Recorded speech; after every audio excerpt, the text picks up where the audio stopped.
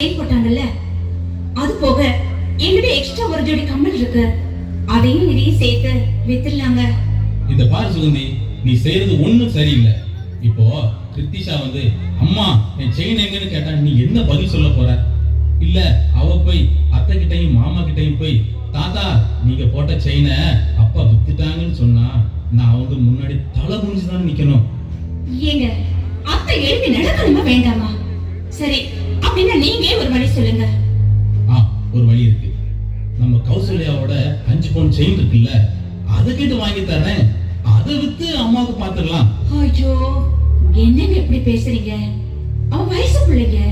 காலேஜுக்கு போற பொண்ணுக்கு கழுத்துல ஒரு செயின் கூட இல்லைன்னா அவன் மனசு என்ன கஷ்டப்படும்னு ஒரு பொண்ணு பிறந்த எனக்கு தாங்க தெரியும். அதை விட்டுட்டு வேற ஏதாவது ஐடியா இருந்தா சொல்லுங்க. சரி, நான் பேங்க்ல ஒரு லோன் அப்ளை பண்ணி பணம் ரெடி பண்றேன். ஏங்க, அதெல்லாம் ப்ராசஸ் பண்றதுக்கு ரொம்ப லேட் ஆகுங்க. நீங்க லோன் அப்ளை பண்ணுங்க. அந்த பணத்தை வச்சு பாப்பாவுக்கு இதே மாதிரி ஒரு செயின் வாங்கிடலாம். நீங்க யோசனை பண்ணாம இத கொண்டு போய் வித்துட்டு அப்படியே ஹாஸ்பிடல் வந்துடுங்க.